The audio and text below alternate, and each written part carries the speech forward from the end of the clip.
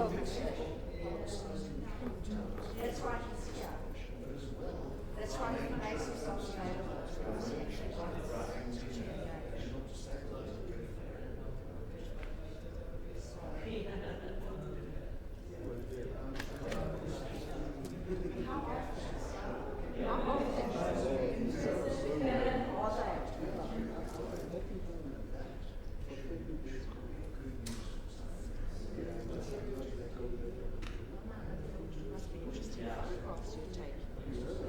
You're building the history of this country.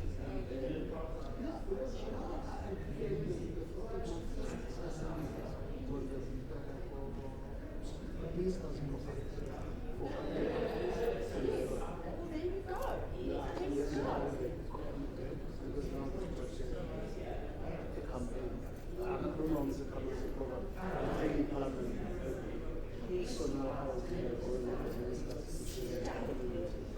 Brilliant.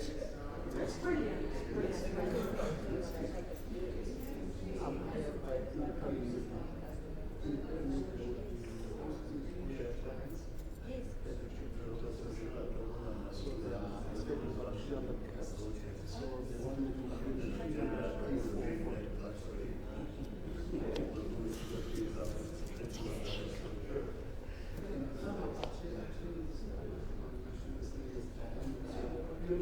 Yes.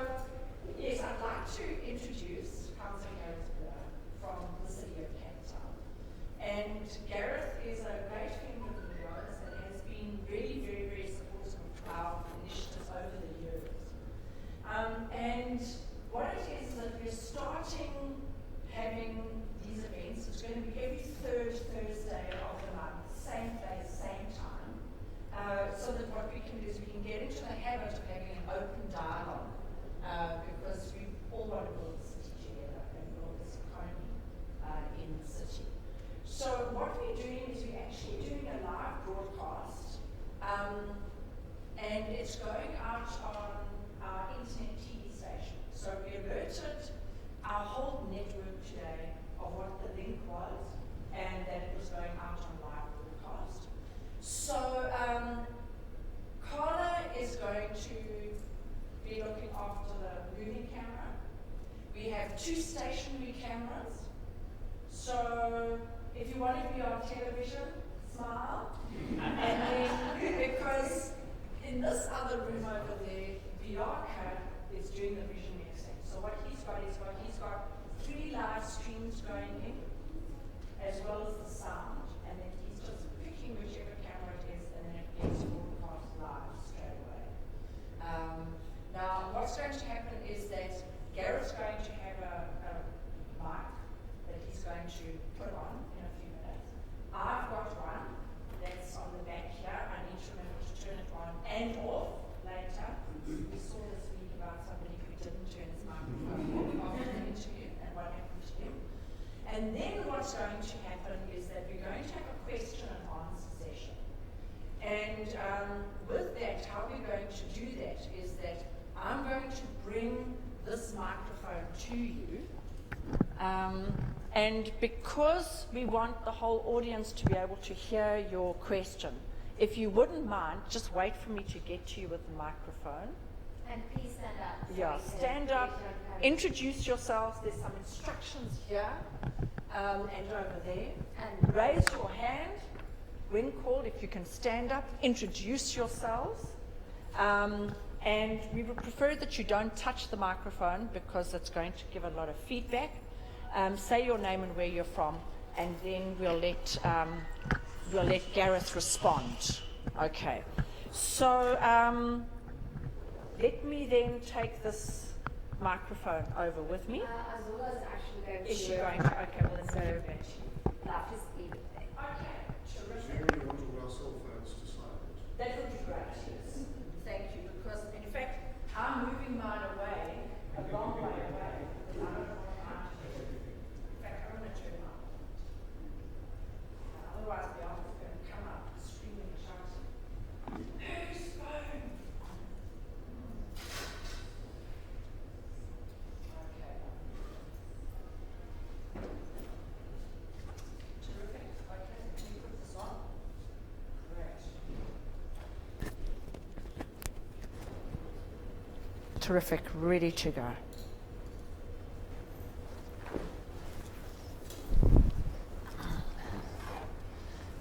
Right, Gareth, thank you very much for joining us. And maybe if you want to introduce yourself to our audience, Well, that thanks. would be terrific. Thank you very, very much. It's great to be part of this opportunity. I'm Garreth Bloor, Head of Economic Development here in the City of Cape Town. I'm flanked by 2 colleagues, long-standing directors, one Tim Nkosi Saganda, and then Mr. Carlo Vitsi, one of the managers. So a strong welcome. And also to each one of you, my role is really to ensure that this city, in as much as we have the constitutional mandate, create the best environment for all enterprises, and SMEs, of course, are critical because entrepreneurs drive economic growth. I don't think there's a single academic study that proves anything but, and I think that's really exciting. Yes. So the thing is, what I've done is I've come armed with a whole lot of questions, and also the thing is, as an audience, if you wouldn't mind, so considering what questions you have for the councillor, but let's just kick it off. Gareth, we heard about the budget, the new budget for this year, and what goodies are you going to find in that budget for yourself and your department in the city? Well, I think that the first thing is it's a focus on creating the right infrastructure-led investment, because ultimately that's the sort of spend that delivers returns which are sustainable over the long run. And part of that as well is the incentives package, because of course we've got key opportunities in particular nodes of the city, and sometimes those incentives just push over the edge, the business case that then makes it viable in order to invest there. So I think a mix of both incentive but also just the right capital spend that's needed for the city to keep up already with the growth that we've seen. And then beyond that, to ensure that we've got the right business support interventions that are industry specific. So supporting some of the organizations that work in bridging the public sector and the private sector, both on the skills side, but also just networking opportunities and the kinds of things that help you expand your reach as a business. Okay, so One of the questions I was going to ask you was around Atlantis. Sure. And Atlantis has been earmarked for developing an electronics industry. So how is that going at the moment? Well, I think one of the recent headlines that said Atlantis Boomtown really reflects a lot of the potential that's happening there. Atlantis forms part of what's becoming known as the West Coast Corridor, and I gave a paper around 2 years ago in Pretoria where this was starting to evolve. And essentially, it's the area where a lot of the growth in the city going forward on various fronts is likely to happen. And so far, so good. We've seen international investment and we've seen local investment from people moving into Atlantis, seeing as well from a production point of view your proximity to the port for parts which you've got to bring in as part of your production, but also for export. And I think the other key aspect of Atlantis is the fact that the special economic zone is now complementing an existing suite of municipal incentives, which really make it a competitive region. So 5-day turnaround when it comes to building applications, Wow. the one-stop shop that's based there, Mr. Stanley Fisser, who's been landing a lot of key investments, and strong turnaround times from proposals right through to, putting that first shovel in the ground and getting the development happening. So, hundreds of millions and of course thousands of jobs that are an outcome and a result of that. And I think it shows that development of certain sectors are always a possibility no matter what the global economy might look like. So take, for example, Hisense, the case of a foreign investment. Many people wouldn't think that China would want to invest in Cape Town and do its manufacturing here, when of course just a couple of years ago manufacturing seemed to be going offshore, and in fact was.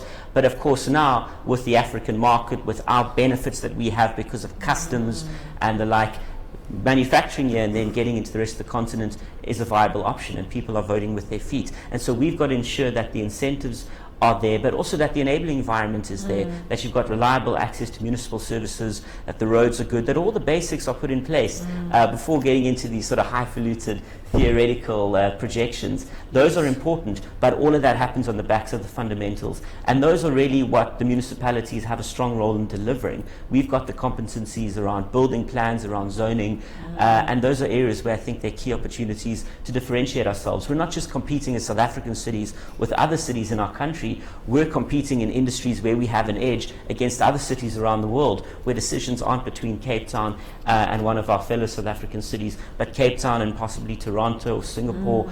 So that's the sort of game that we're in. And that's both exciting from an opportunity perspective, but it also means we've got to up our game, because ultimately there are other people just ready to take investment and ready to try poach our entrepreneurs. Because the key thing about Cape Town is we've been able to distinguish ourselves as a place for entrepreneurs to come. So the Forbes top 5, for example, for Cape Townians, most of those individuals chose Cape Town. So we've got to keep that ecosystem there, not just for the hard cash, but for the people who are going to create the wealth, and ensure that Cape Town is the number one spot to choose when it comes to starting your business or growing your business in the case of a relocation. Okay, and that brings me on to another question that I had, is that one of the things that you really, I think, are deeply passionate about is getting rid of red tape. 100%. And, maybe you can talk a little bit more about the detail of what you've done there and what your team in the city has achieved. Sure. In terms of really getting rid of that red tape. Right. Well, I think there's often a myth around red tape where sometimes if government just helps you comply with a necessary law, that's kind of cutting red tape. But in fact, government has the monopoly on law. That's something that can't be outsourced. So how do we create the right regulatory environment and get rid of laws that inherently lead to red tape in the first place? So just during my time here, we've repealed around 300 old policies and bylaws out of the city of Cape Town that make it easier to do business. And a lot of these relate to building plans and those areas where we do have powers and responsibilities.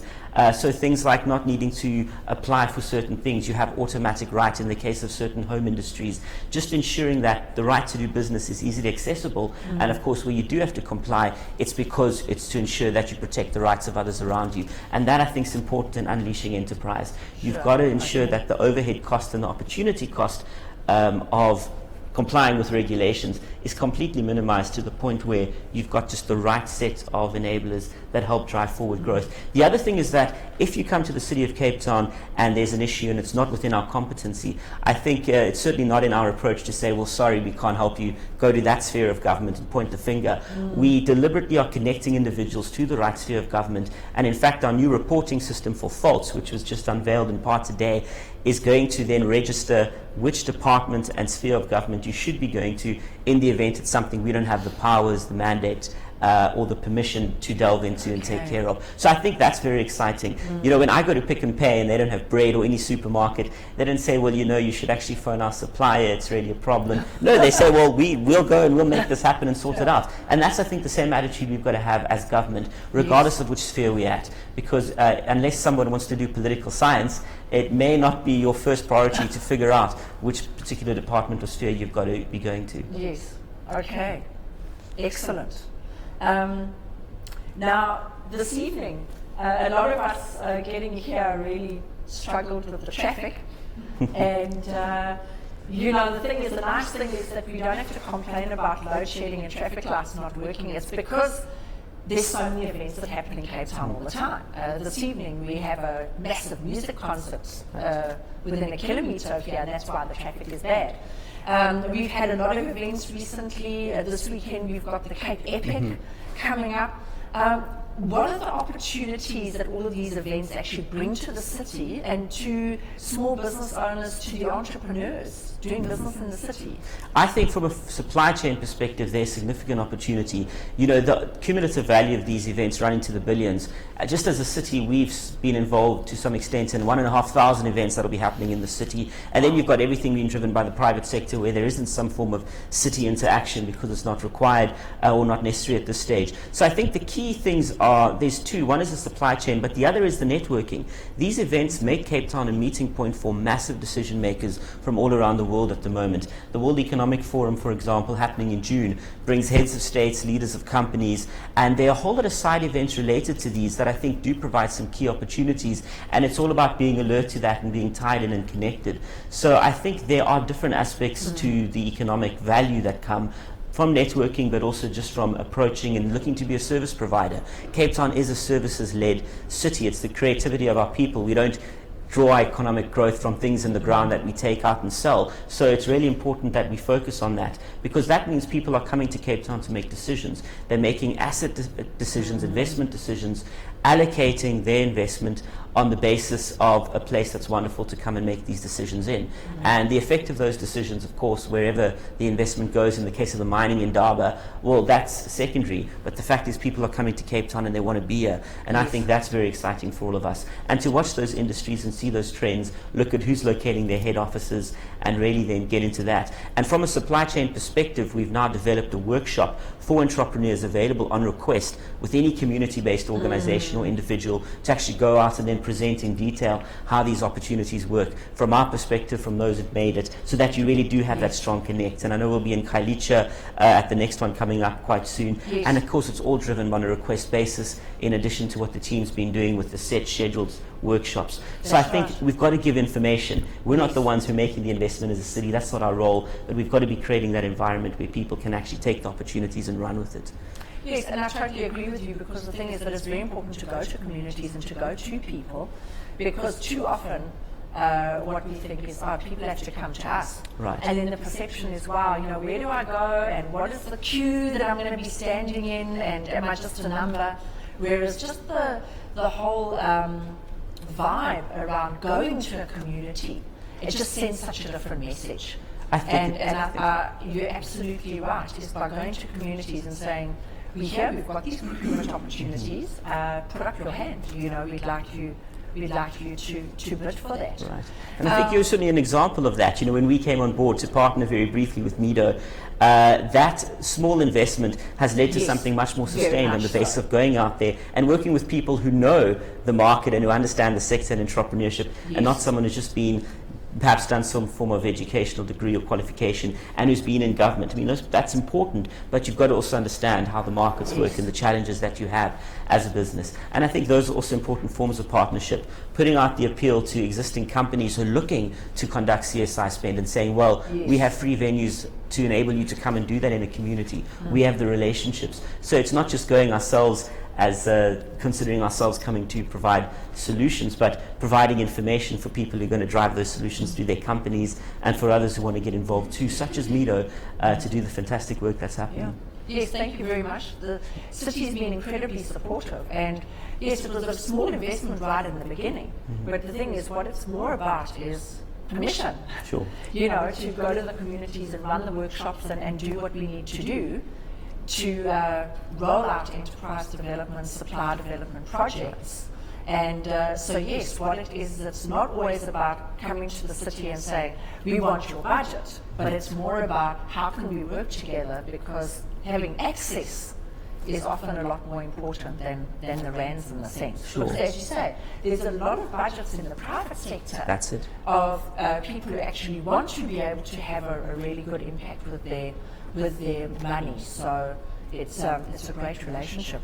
And our doors are certainly always open. You know, I have a number that I regularly give out, and it really is answered. My only regret is it's not toll-free yet, but with the next budget, you can allocate funds to that. But, you know, people call 400-135, 021-400-1375, sorry. And if you have a question, just phone the City Council and ask. I think that's the key thing. We've got relationships with 52 organizations doing incredible work. It means we're able to do referrals to ensure that somebody reaches someone out there who's able to assist them. And I think those connections are incredibly powerful. Sorry. So, Would you like to take some questions from the audience? I would be more than glad to. Yeah, thank you very much. Excellent. Let me sort that out. Does anyone have a test? Thank you, JD. Thanks for the opportunity. And Councillor Bloor, it's a pleasure to talk to you. Thank you. Gordon Shunnett. My question to you would be, having achieved design capital status, how can we, from an enterprise and tourism point of view, bear fruit and make that a sustainable and long-living thing in our diverse community? Right. We have a wide range of communities in the city, and it really would be nice to see design stretching into those communities as well. Definitely. Definitely. I mean, I think the creative talent that is existing and resident within each one of the people of Cape Town is testament to the fact that when the New York Times said this is the best city in the world to visit last year, they mentioned the creativity within Cape Town and world design capital. So from a business perspective, the question is, how do you then take those ideas and innovations and monetize them? And I think for many people, it's about getting access to business opportunities, to courses, and helping entrepreneurs find those people and create joint ventures and partnerships with those who are willing to take the idea and take it to the next level. For many people, these are social enterprises, or they wanted to land in government. So for them, it's not about taking a business model. And I think there's important space for that. So from a government side, how we land these innovations is crucially important. One of them was just in the case of apps. Open data now across Cape Town means you can access through our portal information the city has. That raw data has the potential to create enormous good. I take the transport app that exists now, which most people use, which I hear radio stations using. Government didn't pay a cent towards it, and yet the wealth and the value created came from the fact that we were open and people could, through World Design, pilot these new ideas. Because I remember when World Design first started, we came back with the open data idea, having been told before by certain people, you know, it's going to be illegal and how can you share city information, it's going to be used for private gain. But the fact is, World Design showed that in fact this is the way you collaborate and get people to access what government has and do what they do best, and that is create something of value that then grows the economy and grows what we offer as a city as a whole. But the number of projects with World Design capital, you know, going into over 400 show enormous value, and the amount of money that's been invested in them from people from around the globe who've come and witnessed what we've got, I think is high. So the key thing here is to ensure that the connection between talented individuals and hard opportunities for further funding for business development is one that's very, very watertight. I think that's going to be crucially important. And part of the development workshops that are done, part of what MEDO does, and the many other dozens of organizations, is to ensure that we take that talent and that it gets landed somewhere, and that World Design doesn't become something that's theoretical. And I think with some of the outcomes we've seen of late, it shows that it's becoming anything but, and World Design is going to be a sphere or a moment in the city's history which is really the beginning of some incredible projects, being Africa's first digital city, certainly being one of them. Can I just go to the back quickly?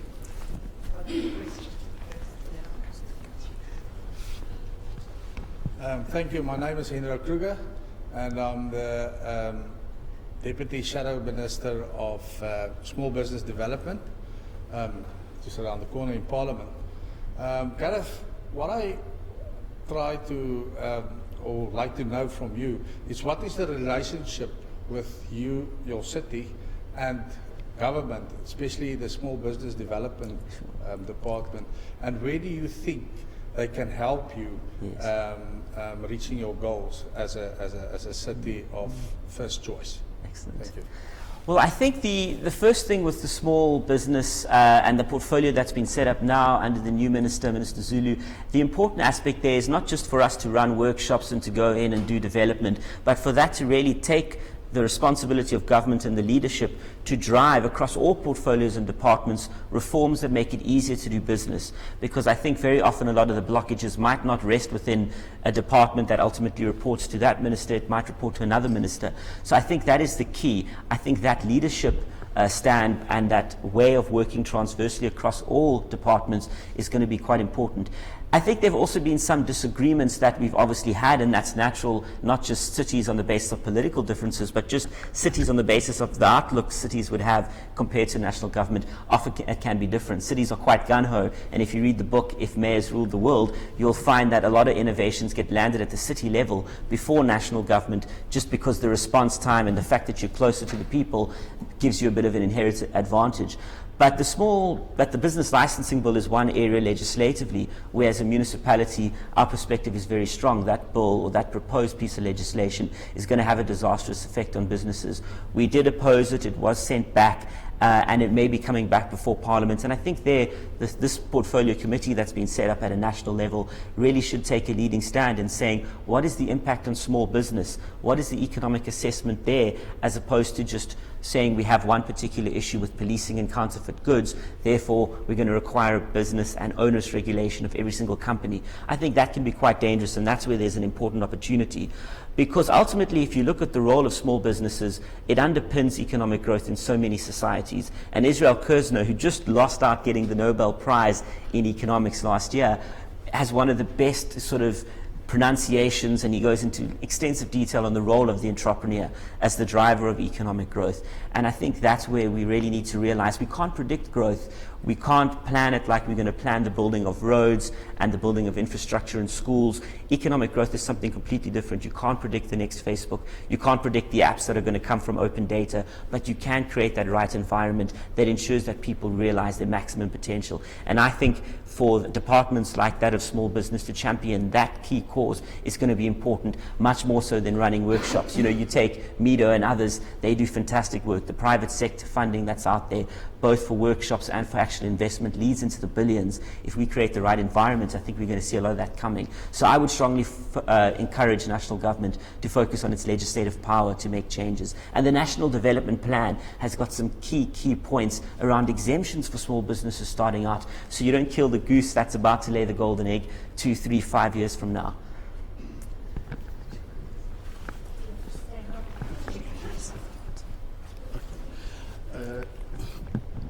Good evening, everybody. My name is Tembile Nazo. I'm an events photographer. The question that I want to ask here today, like what the city of government is doing in terms of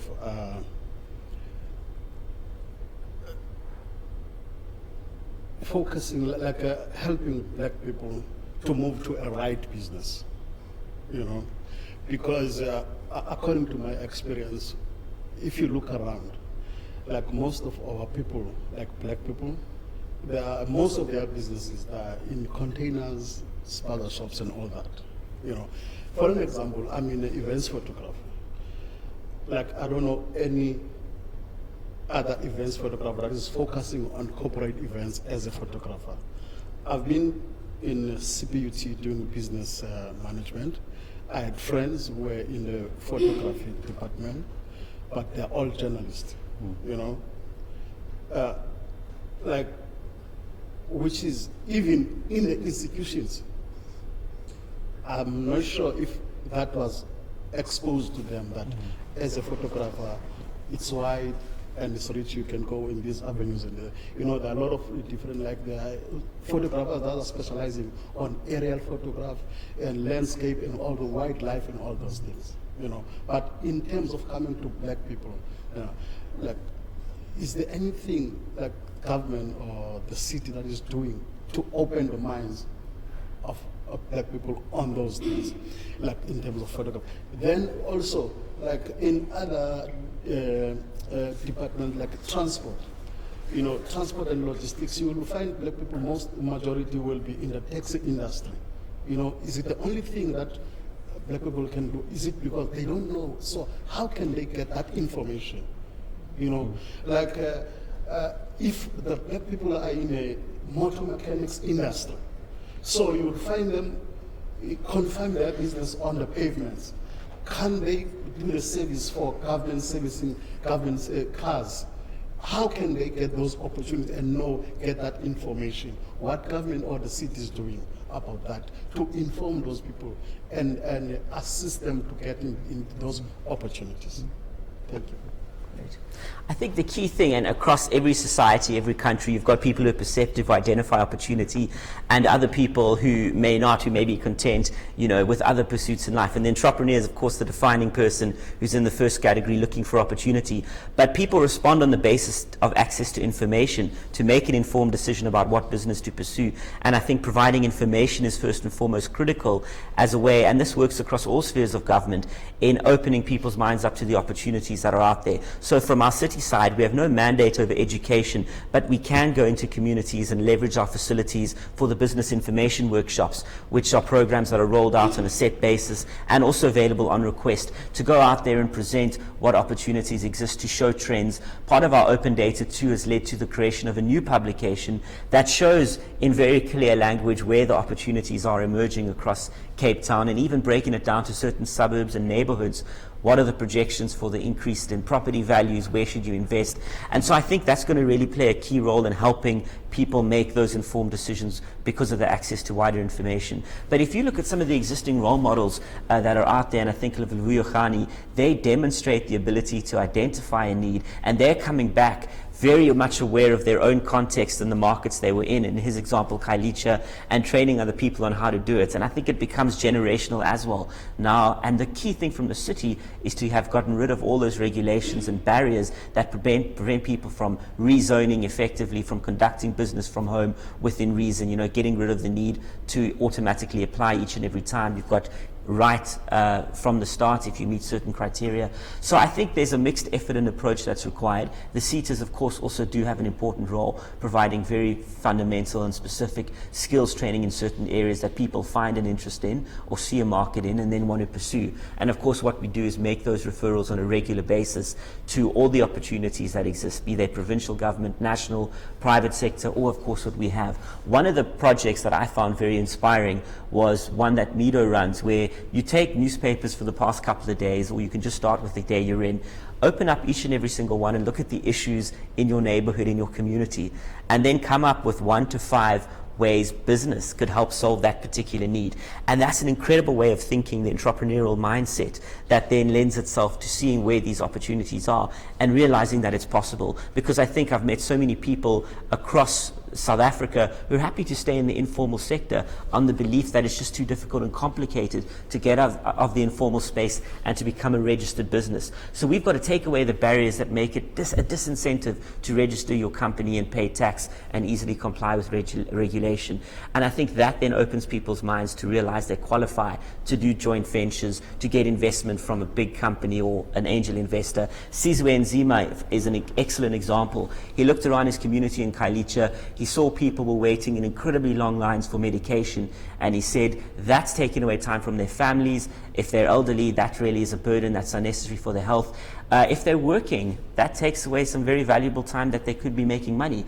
So he got on his bicycle quite literally, and he said, I'm going to solve this problem by, for a fee, delivering this medication to people. And of course initially government said, oh, you can't do this, you've got to be accredited, you've got to meet certain standards, and the community responded and said, no, we're consumers, we want the choice, and we want to go with this private option when it comes to the delivery of our medical care. He's now got big private companies knocking on his door to invest in him, who want to replicate the model across Africa, because Kailicha is a far bigger microcosm of Africa and Africa's potential than many other communities in Cape Town. So he's at the cutting edge, so much so that Forbes magazine puts him as one of the top top entrepreneurs last year across Africa, people for the world to watch. And I think that's all part of the clear change that we need. The entrepreneurial mindset is one of the most creative resources I think we have, because it says, how do I solve an opportunity by creating something new and of value? And the entrepreneur takes risks so many other people aren't willing to take. And for many of you, it might be self-evident that you've got to get out a loan, that you've got to forsake leave and all the perks that might come with having a regular job. But for the entrepreneur to take that risk in pursuit of something which may not materialize, but to be willing to bear that risk anyway, is incredible, because that's what drives forward progress and growth. And I think that's something we need to celebrate. Themba Nolotshungu was a contemporary of the late Steve Biko within the Black consciousness movement, who was my mentor since I've been 19. He always said that the new heroes of South Africa are the entrepreneurs, because they create the wealth and the progress and the prosperity for which previous generations gave their lives. That's the creative force that takes freedom and makes it meaningful and delivers more than just something theoretical. And I think that's quite powerful. And if ever you're looking for an inspiring speaker to talk about not something ahistorical, but a very South African context-specific address on entrepreneurship, I think he's one of the great intellectuals we have, one of the unsung heroes in many respects. Thanks for this opportunity. My name is Malebo. I'm from Johannesburg, moving to Cape Town. I'm an academic and an entrepreneur. When we talk about the red tape, it's a huge thorny issue for entrepreneurs, especially looking at labor laws, registration processes. And I know you kind of answered this, but I want more clarity. Do you have any process that's in place to actually that will show that really this red tape issue has been taken care of or is been taken care of? And do you have any example to substantiate that? Because I always feel it's nice to say on paper, to say we're going to take away the red tape, because it is a really huge issue. And as my brother has said, especially black people, some black people don't know the processes, and hence when it comes to business, because financial statements are not okay, registration papers are not okay, SARS registration is not okay, they lose out on growth. So do you have, first of all, do you have examples of the processes that are still being implemented or have been successfully implemented? And how do you manage to bridge that gap of education and knowledge at ground and roots level? Right. Thanks. Fantastic. Yeah, the getting rid of all the red tape in the form of unnecessary regulations was done, and it was concluded going into 2013.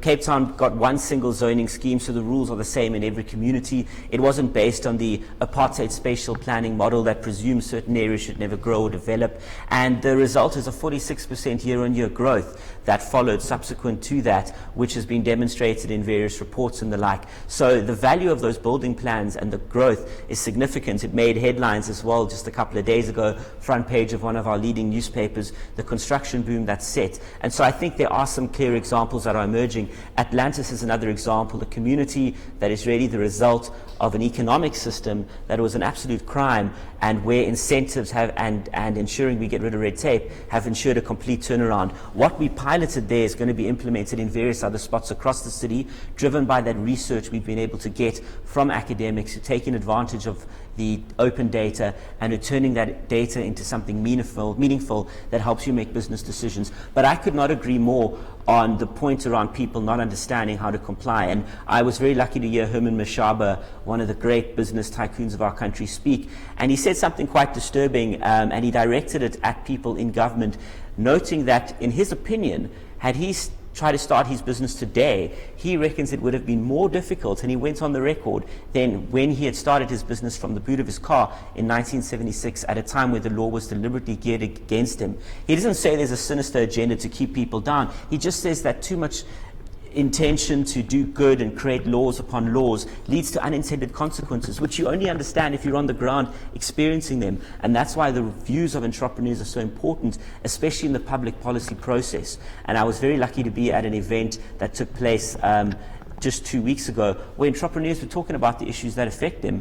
And there's been platforms now starting to emerge where entrepreneurs have their say. Because, of course, sometimes you won't be as impacted by regulation if you're a large corporate, because with due respect, you've got the legal teams to help you get through that. Well, you've already then passed through one of those barriers or one of those hurdles when it comes to starting a company. Well, we can't ensure we have a situation where people aren't able to get through the start line right at the beginning. But some of the other areas that we're also looking at is online applications. So we're going to have Wi-Fi hotspots across the city in 60 places, just down the street. If you go to the company gardens after this, you can connect to the internet. That's an ongoing process, part of becoming Africa's digital city. But then also another area that I think is quite important for us to look at is how we ensure people can interact with government virtually. So now you can do your online building plan applications and submissions if you're starting that business in Atlantis or another area on the internet. Get your reference number, and if you don't have access to the computer or to an internet, every single public library in the city is equipped with that, and the landing page right now is the small business support offered in the city of Cape Town. And I think that's how you create access and you create infrastructure. And for us, that fiber infrastructure with the internet is not something we want to manage. We don't think we're going to be best at delivering high-end internet as a government. We'll deliver the infrastructure as people tasked to do that, like we are for roads and other essential services, but let the private sector plug in and deliver last mile connectivity off our excess bandwidth to the market. And so you're seeing great innovations with entrepreneurs across communities, and I think Khayelitsha has been one of the most dynamic places. Fastest internet in Cape Town certainly is Harare right now. Lavuyo Khani works in the tradition of those kinds of entrepreneurs who are emerging, along with Sizwe Nzima. Rapelang Rabana, who made the cover of Forbes magazine, moved to Cape Town from Botswana, set up the business here. So I think we need to continue on that process, and entrepreneurs need to hold government to account by speaking up and realizing that if you have something that's wrong, it's not always the fact that government is aware of it and is ignoring it. It's just you might be interfacing with somebody who's never run a business. In fact, the chances are you're doing just that. So it's important to connect with policymakers and those who from the top are able to change that very environment and who are willing to listen and who are willing to demonstrate that they're repealing laws that are not working and replacing them with laws that do. And I think that's an important test of accountability. Sorry, Gareth, you have to go soon. Otherwise, I'm going to get into trouble. If you don't mind, we've only got time for one last question, if that's okay, and then we can conclude. And you've been having your hand up for a while. Thanks, Gareth. Gareth, I'm Jens Scott from Grant Thornton Chartered Accountants. So we are a global company and a national company, and then we're on the ground here in Cape Town. And we form a lot of startups. And you talked about national government, but you can take up to a month to get a VAT registration out of SARS. You can take 3 or 4 weeks from SIP-C when you want to get your documents lodged and get a return to get started. And to get your FICA documentation done each time for a new company, it's all over again. There's no national database. So I think there are areas where you alluded to with national government that we need to kind of unblock things, for the whole country, in addition to Cape Town. And then also on the funding side, we battle to raise funding for startups, especially from previously disadvantaged backgrounds. And I think the city's in a great place, possibly, the aspects like crowdfunding, where the city could enable maybe a platform that qualified people seeking finance could maybe get put in touch with angel investors or something along those grounds to kind of get access so we can, look after everybody in the city and carry on, creating it into a really world-class different place to do business in. Definitely. I think the funding sources are key. I mean, the number of investors that have come now into Cape Town who are interested is truly amazing. And we had an event at the City Hall where we said to the funders, come use our venue. It's a public space, and invite people to come along and pitch. And there were actual investments that were made that came as a result of that event, and that was the YouStart conference. Yesterday, there was a massive funding fair done at a provincial level to bring together people to find a platform in which to meet the entrepreneur. And I think the key thing that municipalities have are many, many properties, and those need to become hotspots that are leveraged to drive this kind of economic growth. Yesterday, I was at the launch of the Bandwidth Barn in Khayelitsha, some great entrepreneurs up on stage, all of them nominees for the World Economic Forum conference coming up, really just talking about doing business from Cape Town with a lot of the challenges that I think most South African entrepreneurs face. And so we really got to keep doing what we do, and in that case, provide the facility and say, come on, private sector, if you want to put your money where your mouth is, and we know so many of you are genuine, let us partner and show that we're doing the right thing. And in that case, provide the space in Khayelitsha, which is Lookout Hill.